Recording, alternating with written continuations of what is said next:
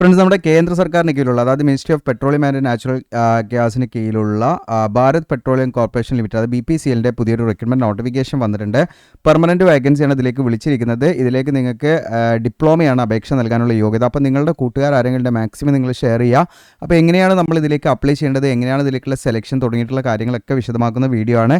അപ്പോൾ ഇത്തരത്തിലുള്ള വീഡിയോസും കാര്യങ്ങളൊക്കെ ലഭിക്കാനായിട്ട് നമ്മുടെ ചാനൽ സബ്സ്ക്രൈബ് ചെയ്യുക, ബെല്ലേക്ക് എനേബിൾ ചെയ്യുക. പിന്നെ ഇവിടെ കാണാൻ നിങ്ങൾക്ക് നമ്മുടെ ചാനലിൽ മെമ്പർഷിപ്പ് എടുത്ത ഉദ്യോഗാർത്ഥികളാണ്. അതുപോലെ നിങ്ങൾക്ക് മെമ്പർഷിപ്പ് എടുക്കാൻ പറ്റും. വീഡിയോസ് സെലക്ട് ചെയ്താൽ നിങ്ങൾക്ക് മെമ്പേഴ്സ് ഓൺലി ചെയ്ത വീഡിയോസ് കാണാൻ പറ്റും. അപ്പം മെമ്പർഷിപ്പ് എടുത്താൽ മാത്രമേ നിങ്ങൾക്ക് മെമ്പേഴ്സ് ഓൺലി വീഡിയോ കാണാൻ പറ്റുള്ളൂ. അപ്പോൾ നമ്മുടെ സബ്സ്ക്രൈബ് ബട്ടൻ്റെ സമീപത്ത് ജോയിൻ ബട്ടൺ ഉണ്ടാവും. ജോയിൻ ബട്ടൺ ക്ലിക്ക് ചെയ്ത് നിങ്ങൾക്ക് എന്താണ് ഒരു മെമ്പർഷിപ്പ് എടുക്കാൻ പറ്റും നമ്മുടെ ചാനലിൽ. അപ്പോൾ ഇത്തരം വീഡിയോസും പാടെ നിങ്ങൾക്ക് കൂടുതലായിട്ട് കാണാൻ പറ്റും. ഇപ്പോൾ പല കാറ്റഗറിയിൽ നമ്മൾ വീഡിയോ ചെയ്തു വരുന്നുണ്ട്, മെമ്പേഴ്സ് ഓൺലി വീഡിയോസും. അപ്പോൾ അതുകൂടെ നിങ്ങൾക്ക് കാണാൻ പറ്റുന്നതാണ്. അപ്പോൾ നിങ്ങളുടെ കൂട്ടുകാരിലേക്ക് മാക്സിമം ഈ വീഡിയോ ഷെയർ ചെയ്യാൻ ശ്രമിക്കുക. അപ്പോൾ നേരെ നമുക്ക് എന്ത് ചെയ്യാം, ഇതിൻ്റെ ഒഫീഷ്യൽ നോട്ടിഫിക്കേഷൻ നോക്കാം. ഇതാണ് ഒഫീഷ്യൽ നോട്ടിഫിക്കേഷൻ, നിങ്ങൾക്ക് കൂടെ കാണാൻ പറ്റും.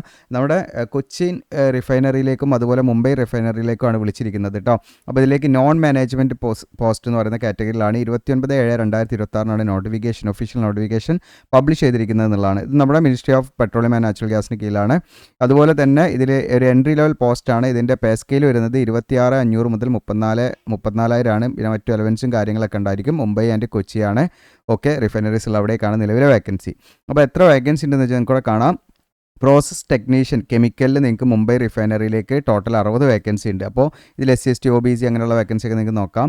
അതുപോലെ പ്രോസസ് ഓപ്പറേറ്റർ അല്ലെങ്കിൽ ഓപ്പറേറ്റർ കെമിക്കൽ കൊച്ചി റിഫൈനറിയിലേക്ക് 64 വേക്കൻസി ഉണ്ട്.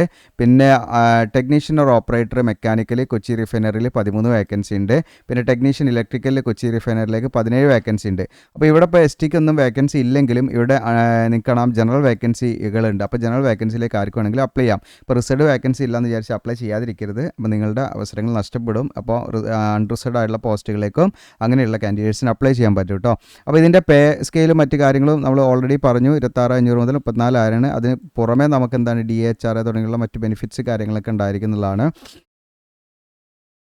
അടുത്തതായിട്ട് നമ്മളിതിൻ്റെ ക്വാളിഫിക്കേഷൻ ആൻഡ് എക്സ്പീരിയൻസ് ക്രൈറ്റീരിയ ആണ് നോക്കുന്നത്. അപ്പോൾ എക്സ്പീരിയൻസ് വേണോ വേണ്ടേ എന്നുള്ള കാര്യങ്ങൾ നമുക്ക് ഒരു റിലാക്സേഷൻ ഉണ്ട്, അതെന്താണെന്ന് ഞാൻ പറയാം. അപ്പോൾ ഇതിലേക്ക് നിങ്ങൾക്ക് വേണ്ടത് ഡിപ്ലോമയാണ്. അതായത് ഡിസിപ്ലിനുമായി ബന്ധപ്പെട്ട് ഫുൾ ടൈം ആയിട്ട് നിങ്ങൾ പഠിച്ച ഡിപ്ലോമ ഉണ്ടായിരിക്കും. ഇനി ലാറ്ററൽ എൻട്രിയിലൂടെ പഠിച്ചവർക്കും ഇതിലേക്ക് അപ്ലൈ ചെയ്യാനതിൽ പ്രശ്നമൊന്നുമില്ല. മിനിമം 60% മാർക്ക് ഉണ്ടായിരിക്കണം. ജനറൽ EWS OBC കാൻഡിഡേറ്റ്സ് ആണെങ്കിൽ 60% മാർക്ക് ഡിപ്ലോമയിൽ ഉണ്ടായിരിക്കണം. ഇനി SC/ST PWBD കാൻഡിഡേറ്റ്സ് ആണെങ്കിൽ 50% മാർക്ക് മതി. അപ്പോൾ നിങ്ങൾക്ക് BA or BTech കഴിഞ്ഞവർക്ക് അപ്ലൈ ചെയ്യാൻ പറ്റുമോ സെയിം ഡിസിപ്ലിൻ എന്നുള്ള ഡൗട്ടൊക്കെ ഉണ്ട്. അതൊക്കെ ഞാൻ ഇതിൽ വ്യക്തമാക്കുന്നു. വീഡിയോ സ്കിപ്പ് ചെയ്യേണ്ട.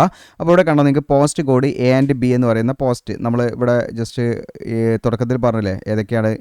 ഇതാണ് പോസ്റ്റ് കോഡ് Aയും Bയും.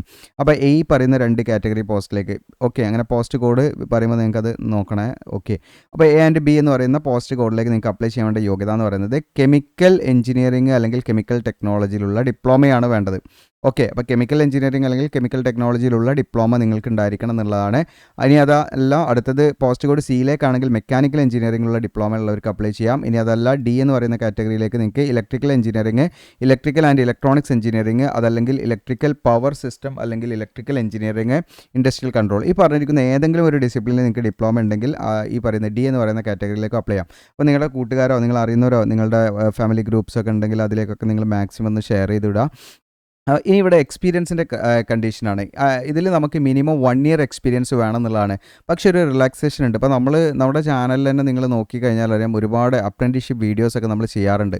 അപ്പോൾ അതിന് നമുക്ക് വ്യൂസ് വളരെ കുറവാണെങ്കിൽ നമ്മൾ ചെയ്യുന്നത് എന്തുകൊണ്ടാണെന്ന് വെച്ചാൽ ഉദ്യോഗാർത്ഥികൾക്ക് അത് യൂസ് ആകട്ടെ എന്ന് വിചാരിച്ചിട്ടുണ്ട്. കാരണം എന്താ വെച്ചാൽ നമ്മൾ അപ്രൻറ്റീസ്ഷിപ്പ് പല ഉദ്യോഗാർത്ഥികളും അത് നിസ്സാരമായിട്ട് കാണാറുണ്ട്. കാരണം നമുക്ക് ഒരു എന്താ പറയുക നമ്മുടെ കോഴ്സ് കഴിഞ്ഞ് നമുക്കൊരു പ്രാക്ടിക്കൽ എക്സ്പീരിയൻസ് ഒക്കെ ലഭിക്കാനും അതുപോലെ നമുക്ക് ആ ഒരു നാഷണൽ അപ്രൻറ്റീസ്ഷിപ്പ് സർട്ടിഫിക്കറ്റ് ഒക്കെ ലഭിക്കുന്നതിലൂടെ അത് എക്സ്പീരിയൻസ് സർട്ടിഫിക്കറ്റ് ആയിട്ട് നമുക്ക് പല സെക്ടറിൽ യൂസ് ചെയ്യാം. അതല്ല ഗവൺമെൻറ് നോട്ടിഫിക്കേഷനിൽ തന്നെ അത്തരം എന്ത് ചെയ്യുന്നുണ്ട്. ഇപ്പോൾ ഇത് കണ്ടോ നിങ്ങൾക്ക് 6,777 വേക്കൻസികളൊക്കെ റെയിൽവേയുടെ, ഇതൊക്കെ അപ്രൻറ്റീസ്ഷിപ്പാണ്.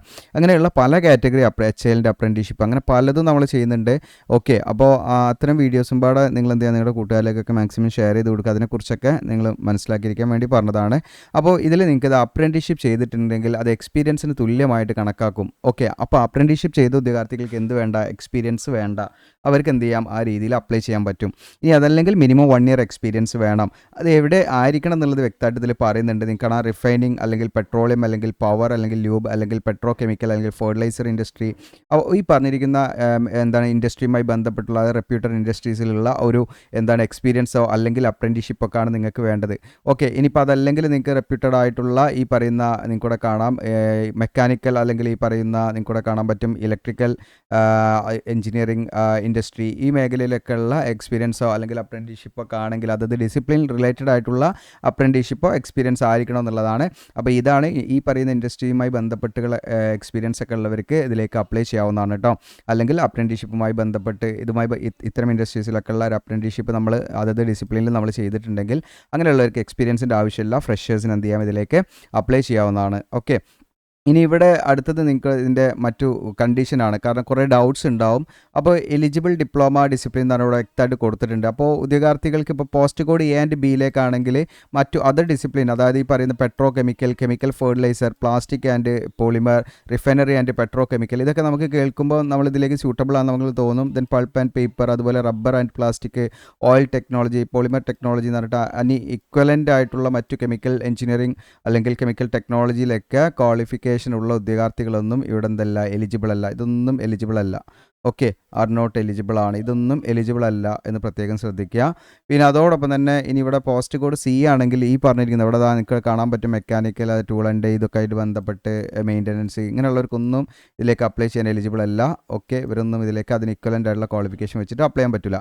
ഓക്കെ, അപ്പോൾ എന്താണോ ഇവിടെ കൊടുത്തിരിക്കുന്നത്, എസെൻഷ്യൽ ക്വാളിഫിക്കേഷനിൽ എന്താണോ കൊടുത്തിരിക്കുന്നത് ഇതേപോലെ തന്നെ ആയിരിക്കണം നമ്മുടെ സർട്ടിഫിക്കറ്റിൽ ഈ പറയുന്ന അതത് ക്വാളിഫിക്കേഷനിൽ ഡിപ്ലോമ ഉള്ളവർക്ക് മാത്രമേ അപ്ലൈ ചെയ്യാൻ പറ്റുള്ളൂ. ഇനി പോസ്റ്റ് കോഡ് ഡി ആണെങ്കിൽ ഇപ്പോൾ ഈ പറയുന്ന മറ്റു ഡിസിപ്ലിൻ ഇലക്ട്രോണിക്സ് എഞ്ചിനീയറിങ്ങോ അല്ലെങ്കിൽ ഈ പറയുന്നത് electrical engineering, electrical and electronics എഞ്ചിനീയറിങ്ങിന് ഇതിന് ഇക്വലൻ്റ് ആയിട്ടുള്ള, അതായത് ഈ പറഞ്ഞിരിക്കുന്ന മെയിൻ ഡിസിപ്ലിൻ ഉണ്ടല്ലോ, അതിനിപ്പോൾ നമ്മളിവിടെ ക്വാളിഫിക്കേഷനിൽ പറഞ്ഞ ഈ ഡിസിപ്ലിൻ ഇക്വലൻ്റ് ആയിട്ടുള്ള ക്വാളിഫിക്കേഷനിൽ നിങ്ങൾക്ക് യോഗ്യത ഉള്ളവർക്കൊന്നും അപ്ലൈ ചെയ്യാൻ എലിജിബിൾ അല്ല കേട്ടോ. ഇനി ഇക്വലൻ്റ് ക്വാളിഫിക്കേഷൻ എന്ന് പറഞ്ഞാൽ വ്യക്തമായിട്ട് ഇവിടെ തന്നെ കൊടുത്തിട്ടുണ്ട്. ഇക്വലൻ്റ് ക്വാളിഫിക്കേഷൻ വെച്ച് ഒരിക്കലും നിങ്ങൾ അപ്ലൈ ചെയ്യാൻ എലിജിബിൾ അല്ല. അവിടെ പറഞ്ഞിരിക്കുന്ന ക്വാളിഫിക്കേഷൻ മാത്രമേ അക്സെപ്റ്റ് ചെയ്യുള്ളൂ എന്നുള്ളതാണ്. ഇനി ലാറ്ററൽ എൻട്രിയിലൂടെ കഴിഞ്ഞവർക്കൊക്കെ ഇതിലേക്ക് അപ്ലൈ ചെയ്യാൻ പറ്റും കേട്ടോ. അതായത് നിങ്ങൾ +2 കഴിഞ്ഞിട്ടോ അതായത് അല്ലെങ്കിൽ ITI കഴിഞ്ഞിട്ടോ നിങ്ങൾ 2 വർഷം 3 വർഷം ഡ്യൂറേഷനുള്ള ഡിപ്ലോമ നമ്മൾ 2 വർഷം ചെയ്താൽ മതിയല്ലോ. സെക്കൻഡ് ഇയറിലേക്കാണ് നമുക്ക് അഡ്മിഷൻ കിട്ടുക. അതാണ് ലാറ്ററൽ എൻട്രി. അപ്പോൾ ലാറ്ററലിലൂടെ നിങ്ങൾ ഡിപ്ലോമ പൂർത്തിയാക്കിയവരാണെങ്കിൽ നിങ്ങൾക്ക് എന്ത് ചെയ്യാം, ഇതിലേക്ക് അപ്ലൈ ചെയ്യാം. അങ്ങനെയാണെങ്കിൽ നിങ്ങളുടെ മാർക്ക് നിങ്ങൾ കൂട്ടേണ്ടത്, കാൽക്കുലേറ്റ് ചെയ്യേണ്ടത് ആ ഒരു 4 സെമസ്റ്റർ ആണല്ലോ ഉണ്ടായത് 2 വർഷത്തേക്ക്. അപ്പോൾ 4 സെമസ്റ്ററിൻ്റെ മാർക്കാണ് നിങ്ങൾ കൂട്ടേണ്ടത്. അപ്പോൾ ലാറ്ററലിലൂടെ നിങ്ങൾ ഡിപ്ലോമ കംപ്ലീറ്റ് ചെയ്തവർക്ക് അപ്ലൈ ചെയ്യുന്നതിൽ യാതൊരു പ്രശ്നവുമില്ല. അതല്ലാതെ മറ്റു പാർട്ട് ടൈം ആയിട്ടോ അങ്ങനെ ഒന്നും അക്സെപ്റ്റ് ചെയ്യുന്നതല്ല കേട്ടോ. ഇനി ഹയർ ക്വാളിഫിക്കേഷനുള്ളവർക്കും ഇതിലേക്ക് അപ്ലൈ ചെയ്യാൻ എലിജിബിൾ അല്ല. BE or BTech അല്ലെങ്കിൽ AMIE അതുപോലെ തന്നെ മറ്റു ഇങ്ങനെയുള്ള എഞ്ചിനീയറിംഗ് അല്ലെങ്കിൽ പ്രൊഫഷണൽ ക്വാളിഫിക്കേഷനുള്ള ഉദ്യോഗാർത്ഥികൾ ഇതിലേക്ക് അപ്ലൈ ചെയ്യാൻ എലിജിബിൾ അല്ല. ഈവൻ നിങ്ങൾക്ക് ഇപ്പോൾ ഡിപ്ലോമ, നിങ്ങൾക്ക് കെമിക്കൽ എഞ്ചിനീയറിംഗിൽ ഡിപ്ലോമ കഴിഞ്ഞിട്ടുണ്ട് വിചാരിക്കുക, എന്നിട്ടാണ് നിങ്ങൾ BE or BTech ചെയ്തിട്ടുണ്ടെങ്കിൽ നിങ്ങൾ എലിജിബിൾ അല്ല. ഓക്കെ, അപ്പോൾ ഇവിടെ മുകളിൽ പറഞ്ഞിരിക്കുന്ന എസെൻഷ്യൽ ക്വാളിഫിക്കേഷൻ ഉണ്ടല്ലോ, ഇപ്പോൾ ജസ്റ്റ് എന്താണ് റീസ് ചെയ്യട്ടെ, ജസ്റ്റ് നിങ്ങൾക്കൂടെ കാണാം. ഇപ്പോൾ ഇവിടെ മുകളിൽ പറഞ്ഞിരിക്കുന്ന ഈ പറയുന്ന എസെൻഷ്യൽ ക്വാളിഫിക്കേഷൻ നിങ്ങൾ നേടിയിട്ട് പിന്നീട് നിങ്ങൾ എന്ത് ചെയ്യാണ്, നിങ്ങൾ BE or BTech കംപ്ലീറ്റ് ചെയ്ത് വിചാരിക്കുക. അപ്പോൾ ഇവിടെ ഫോർ എക്സാമ്പിൾ ഇലക്ട്രിക്കൽ എഞ്ചിനീയറിംഗിൽ ഞാൻ ഡിപ്ലോമ കഴിഞ്ഞു. അപ്പോൾ ഇലക്ട്രിക്കൽ എഞ്ചിനീയറിംഗ് ഡിപ്ലോമ കഴിഞ്ഞിട്ട് ഞാൻ എന്ത് ചെയ്തു, BTech ചെയ്തു. ഓക്കെ, അപ്പോൾ എനിക്ക് ഇതിലേക്ക് അപ്ലൈ ചെയ്യാൻ എലിജിബിൾ ആണോ എന്ന് ചോദിച്ചാൽ എലിജിബിൾ അല്ല. ഓക്കെ, അത് ഈ പറയുന്ന ഉയർന്ന ക്വാളിഫിക്കേഷൻ ഉള്ളവർക്ക് ഇതിലേക്ക് അപ്ലൈ ചെയ്യാൻ എലിജിബിൾ അല്ല. ഈവൻ നമ്മുടെ ബേസിക് ക്വാളിഫിക്കേഷൻ ഉണ്ടല്ലോ, എസെൻഷ്യൽ ക്വാളിഫിക്കേഷൻ ഉണ്ടായിട്ട് പോലും നമുക്ക് അപ്ലൈ ചെയ്യാൻ എലിജിബിൾ അല്ല എന്ന് പ്രത്യേകം ശ്രദ്ധിക്കുക കേട്ടോ. ഇനി അതല്ല, മറ്റൊരു കണ്ടീഷൻ അവിടെ പറയുന്നുണ്ട്. ഇപ്പോൾ നിങ്ങൾ ഡിപ്ലോമ കഴിഞ്ഞിട്ട് നോൺ എഞ്ചിനീയറിംഗ് ആയിട്ടുള്ള ഡിഗ്രി കഴിഞ്ഞാൽ നിങ്ങൾക്ക് നിങ്ങളുടെ എലിജിബിലിറ്റിയെ ബാധിക്കുകയൊന്നും ചെയ്യില്ല. ഫോർ എക്സാമ്പിൾ ഞാനിപ്പോൾ ഡിപ്ലോമ മെക്കാനിക്കലിൽ കഴിഞ്ഞു എന്ന് വിചാരിക്കുക. ഓക്കെ, അല്ലെങ്കിൽ ഇലക്ട്രിക്കലിൽ കഴിഞ്ഞു എന്ന് വിചാരിക്കുക. ഓക്കെ, എന്നിട്ട് ഞാൻ BA പഠിച്ചു, BA ഡിഗ്രി പഠിച്ചു, അല്ലെങ്കിൽ BA ഡിഗ്രി എനിക്കുണ്ട്. അങ്ങനെയുള്ളവർക്ക് പ്രശ്നമില്ല. അതല്ലാതെ പ്രൊഫഷണൽ ഡിഗ്രീസോ അതല്ലെങ്കിൽ BE or BTech ഒന്നും ഉണ്ടാകാൻ പാടില്ല. അത് ഈവൻ നിങ്ങൾക്ക് ഡിപ്ലോമ ഉണ്ടെങ്കിൽ പോലും അത് അക്സെപ്റ്റ് ചെയ്യില്ല എന്നുള്ളതാണ് കേട്ടോ. പിന്നെ അതിന് ഇക്വലൻ്റ് ആയിട്ട് പിന്നെ വെക്കാൻ പറ്റില്ല എന്നുള്ളത് നിങ്ങൾ ആലോചിച്ചാൽ മതി. ഓക്കെ, അതല്ലാതെ ഡിപ്ലോമ കഴിഞ്ഞിട്ട് നമ്മൾ നോൺ എഞ്ചിനീയറിംഗ് ആയിട്ടുള്ള ഡിഗ്രി, ഇപ്പോൾ BSc BA ഓക്കെ, ഇതൊക്കെ കഴിഞ്ഞാൽ നിങ്ങൾക്ക് അപ്ലൈ ചെയ്യുന്നതിൽ യാതൊരു പ്രശ്നവുമില്ല. ഓക്കെ, ഇനി അതോടൊപ്പം തന്നെ മോഡ് ഓഫ് സ്റ്റഡി എന്ന് പറയുന്നത് നമ്മൾ പാർട്ട് ടൈം ആയിട്ടൊന്നും അല്ലെങ്കിൽ അങ്ങനെ ഡിസ്റ്റൻസ് ആയിട്ടൊന്നും പഠിച്ചവരാകാൻ പാടില്ല, റെഗുലറായിട്ട് പഠിച്ചവരായിരിക്കണം. പിന്നെ അപ്രൻറ്റീഷിപ്പ് പീരീഡ് മിനിമം നമ്മൾ 1 ഇയർ ഡ്യൂറേഷൻ ഉണ്ടായിരിക്കണം എന്നുള്ളതാണ് കേട്ടോ. അത് നമുക്ക് ഈ പറയുന്ന എക്സ്പീരിയൻസ് ആയിട്ട് കൗണ്ട് ചെയ്യും ആ ഒരു ഇയർ എന്നുള്ളതാണ്. ഇനി ഇവിടെ മാക്സിമം ഏജ് ലിമിറ്റ്, മിനിമം 18 വയസ്സ് പൂർത്തിയായിരിക്കണം. മാക്സിമം എന്താണ് 25 വയസ്സ് വരെ. 1/7/2026 കണക്കാക്കിയാണ് ഏജ് കണക്കാക്കുന്നത്. 25 വയസ്സ് വരെ അപ്ലൈ ചെയ്യാം. OBC NC ആണെങ്കിൽ 28 വയസ്സ് വരെ അപ്ലൈ ചെയ്യാം. SC/ST ആണെങ്കിൽ 30 വയസ്സ് വരെ അപ്ലൈ ചെയ്യാം. പിന്നെ ഡിസബിലിറ്റി ഉള്ളവർക്ക് 10 മുതൽ 15 വർഷം വരെ ഏജ് റിലാക്സേഷൻ ഉണ്ട്. പിന്നെ എക്സ് സർവീസ്മാൻ ഏജ് റിലാക്സേഷൻ ഉണ്ട്. പിന്നെ ഇതിൻ്റെ സെലക്ഷൻ മെത്തഡോളജി എന്ന് പറയുന്നത് നിങ്ങൾക്ക് 3 സ്റ്റേജസ് ആണുള്ളത്. ഫസ്റ്റ് സ്റ്റേജ് എന്ന് പറഞ്ഞാൽ കമ്പ്യൂട്ടർ ബേസ്ഡ് ടെസ്റ്റ് ആണ്. 100 മാർക്കാണ്. Multiple choice objective type question ആണ്. ഒന്ന് ശരിയായാൽ 1 മാർക്കാണ് നമുക്ക് ലഭിക്കുക. അതിൽ ഡൊമൈൻ നോളജ് എന്ന് പറയുന്നത് നിങ്ങളുടെ ഡിസിപ്ലിൻ, ഇപ്പോൾ കെമിക്കൽ എഞ്ചിനീയറിംഗ് ആണെങ്കിൽ കെമിക്കൽ എഞ്ചിനീയറിംഗ് റിലേറ്റഡ് ആയിട്ടുള്ള ക്വസ്റ്റ്യൻ 60 മാർക്കിന് ഉണ്ടാവും. ഇനി ഇലക്ട്രിക്കൽ ആണെങ്കിൽ ഇലക്ട്രിക്കൽ ഏതാണോ നമ്മൾ പോസ്റ്റ് ഏതാണോ അതിനനുസരിച്ചിട്ട് അതിനനുസരിച്ച് 60 മാർക്ക് നമുക്ക് അതിൽ നിന്ന് വരും. ഇനി അടുത്തത് ജനറൽ ആപ്റ്റിറ്റ്യൂഡ് ആണ്. ജനറൽ ആപ്റ്റിറ്റ്യൂഡിൽ നമുക്ക് വരുന്നത് 40 മാർക്കാണ് വെയിറ്റേജ്. അതിൽ ഈ പറയുന്ന നിൽക്കണം ഇംഗ്ലീഷ് ലാംഗ്വേജും ക്വാണ്ടിറ്റി ആപ്റ്റിറ്റ്യൂഡും ലോജിക്കൽ റീസണിങ്ങും ജനറൽ അവയർനെസ്സും കറണ്ട് അഫെയർ ഒക്കെയാണ്. അപ്പോൾ അതിനനുസരിച്ച് നിങ്ങൾ എന്ത് ചെയ്യുക, പ്രിപ്പയർ ചെയ്യുക എന്നുള്ളതാണ്. അപ്പോൾ 60 മാർക്കിന് നമ്മുടെ സബ്ജക്റ്റ് റിലേറ്റഡ് ഉള്ള ക്വസ്റ്റ്യൻസ് ആണ് ഉണ്ടാകുക. 40 മാർക്കിന് ജനറൽ ആപ്റ്റിറ്റ്യൂഡാണ് ഉണ്ടാകുക. പിന്നെ ഇതിൽ നെഗറ്റീവ് മാർക്കൊന്നും തന്നെ ഇല്ല. ഓക്കെ, തെറ്റായി റോങ് ആൻസർ ആണെങ്കിലും നെഗറ്റീവ് മാർക്ക് പിടിക്കില്ല. ഇനി അതുപോലെ സ്റ്റേജ് 1 ക്ലിയർ ചെയ്താൽ നമുക്ക് സ്റ്റേജ് 2 ആണ്. ഓക്കെ, അതായത് സ്കിൽ ഓർ പ്രൊഫഷൻസി ടെസ്റ്റ് ആണ്. അത് ക്ലിയർ ചെയ്ത് പിന്നെ നമുക്ക് മെഡിക്കലി നമ്മൾ ഫിറ്റ് ആണോ അൺഫിറ്റ് ആണോ എന്നുള്ള കാര്യങ്ങളാണ്. അങ്ങനെ 3 സ്റ്റേജാണ് നമുക്കിതിൽ ഉൾപ്പെടുന്നത് കേട്ടോ. ഇനി ഇതിലേക്ക് നമ്മൾ അപ്ലൈ ചെയ്യേണ്ട ഇതെന്ന് വെച്ചാൽ ഓൺലൈനായിട്ടാണ് അപ്ലൈ ചെയ്യേണ്ടത്. അപ്പോൾ നമുക്ക് ഓൺലൈനായിട്ട് അപ്ലൈ ചെയ്യുന്ന സമയത്ത് എക്സാം സെൻറ്റർ കാര്യങ്ങളൊക്കെ നമ്മൾ ഇതിനനുസരിച്ച് ചൂസ് ചെയ്യാം. ഇനി ഇവിടെ നിങ്ങൾക്ക് ഓൺലൈൻ അപേക്ഷയുടെ സ്റ്റാർട്ടിംഗ് ഡേറ്റ് 29/7 മുതൽ നിങ്ങൾക്ക് ക്ലോസിംഗ് ഡേറ്റ് August 13 വരെ നിങ്ങൾക്ക് അപ്ലൈ ചെയ്യാനുള്ള സമയമുണ്ട് കേട്ടോ. 11:59 PM വരെ നിങ്ങൾക്ക് സമയമുണ്ട്. August 13 അപ്ലൈ ചെയ്യേണ്ട ലാസ്റ്റ് ഡേറ്റ്. ഇനി ഇതിൻ്റെ ആ ഒരു കോൾ ലെറ്റർ ഇഷ്യൂ ചെയ്യുന്നത് CBTക്ക് കോൾ ലെറ്റർ ഇഷ്യൂ ചെയ്യുന്നത് നമ്മൾ CBT നടക്കുന്നതിൻ്റെ 10 ദിവസം മുൻപായിരിക്കും. അതുപോലെ തന്നെ കമ്പ്യൂട്ടർ ബേസ്ഡ് ടെസ്റ്റ് നടക്കാവുന്ന ഏകദേശം മന്ത് ഇവിടെ കൊടുത്തിട്ടുണ്ട്. September 2026 തന്നെ എക്സാം ഉണ്ടാകുമെന്നുള്ളതാണ്. അപ്പോൾ അതിനനുസരിച്ച് പ്രിപ്പയർ ചെയ്യാം. കമ്പ്യൂട്ടർ ബേസ്ഡ് ടെസ്റ്റ് നടന്ന് 10 ദിവസം കഴിഞ്ഞാൽ തന്നെ അതിൻ്റെ റിസൾട്ടും പബ്ലിഷ് ചെയ്യും. ഓക്കെ, അപ്പോൾ ഇത്രയാണ് നമുക്ക് നോട്ടിഫിക്കേഷനുമായിട്ട് ബന്ധപ്പെട്ട് പറയാനുള്ളത്. ഇനി അടുത്തതായിട്ട് നമ്മൾ എങ്ങനെ ഇതിൽ അപ്ലൈ ചെയ്യണം എന്നുള്ളതാണ്. അപ്ലൈ ചെയ്യാനായിട്ട് നിങ്ങൾ ചെയ്യേണ്ടത് എന്താണെന്ന് വെച്ചാൽ നമ്മുടെ വീഡിയോയുടെ ഡിസ്ക്രിപ്ഷനിൽ അപ്ലൈ എന്ന് പറഞ്ഞിട്ട് ലിങ്ക് ഉണ്ടാകും. അതിൽ BPCL എന്ന് പറഞ്ഞിട്ട് ഇവിടെ കാണാൻ നോൺ മാനേജ്മെൻറ്റ് ഈ ഒരു പോസ്റ്റിലേക്ക് എത്തുക. ഇവിടെ നമ്മുടെ സോഷ്യൽ മീഡിയ അയക്കേണ്ടതിലൊക്കെ നിങ്ങൾക്ക് ഫോളോ ചെയ്യാം. August 13 last date.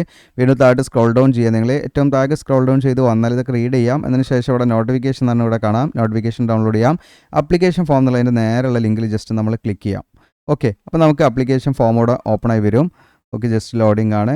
അങ്ങനെ നമ്മൾ അപ്ലിക്കേഷൻ ഫോം നിങ്ങൾക്ക് മൊബൈൽ വഴി അപ്ലൈ ചെയ്യാം. ഇനി നിങ്ങൾക്ക് കമ്പ്യൂട്ടർ ഉണ്ട് അത് വെച്ചിട്ട് അപ്ലൈ ചെയ്യാം. ഓക്കെ, പിന്നെ നമ്മൾ ഓൺലൈനായിട്ട് ചെയ്ത് കൊടുക്കുന്നുണ്ട്. നിങ്ങൾക്ക് താല്പര്യം ഉണ്ടെങ്കിൽ എന്ത് ചെയ്യാം, വീഡിയോയുടെ ഡിസ്ക്രിപ്ഷനിൽ നമ്മുടെ വാട്സപ്പ് നമ്പർ ഉണ്ട്, അതിൽ മെസ്സേജ് അയച്ചാൽ മതി. അപ്പോൾ ഉണ്ട് അവിടെ ലോഡായി വന്നു.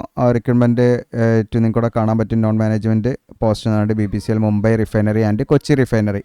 അപ്പോൾ അപ്ലൈ ചെയ്യേണ്ട ഡേറ്റും കാര്യങ്ങളും ഇവിടെ തന്നെ മെൻഷൻ ചെയ്തിട്ടുണ്ട്. റൈറ്റ് സൈഡ് കോർണറിൽ നിങ്ങൾക്ക് കൂടെ കാണാൻ പറ്റും click here for new registration. അപ്പോൾ ആദ്യമായിട്ട് വരുന്നവരാണെങ്കിൽ click here for new registration. Already register ചെയ്താൽ ലോഗിൻ ചെയ്യാനുള്ള ഓപ്ഷനും ഇവിടെ തന്നെ ഉണ്ട്. അപ്പോൾ click here for new registration എന്നുള്ളത് ക്ലിക്ക് ചെയ്യുക. നമ്മൾ അങ്ങനെ ക്ലിക്ക് ചെയ്തിട്ട് നമ്മൾ എന്ത് ചെയ്യുക, നമ്മുടെ ഫോം അങ്ങനെ ഫില്ല് ചെയ്ത് ബേസിക് ഡീറ്റെയിൽസും കാര്യങ്ങളൊക്കെ കൊടുത്ത് നമ്മളത് ഫില്ല് ചെയ്ത് മുന്നോട്ട് അങ്ങനെ പോവാണ് വേണ്ടത് കേട്ടോ. അപ്പോൾ അത്രയും കാര്യങ്ങളാണ്, അതങ്ങനെ ചെയ്ത് പോയാൽ മതി. ഓക്കെ, എന്തെങ്കിലും ഡൗട്ടോ കാര്യങ്ങളിൽ തീർച്ചയായിട്ടും നിങ്ങൾ കമൻറ്റായിട്ട് ചോദിക്കുക.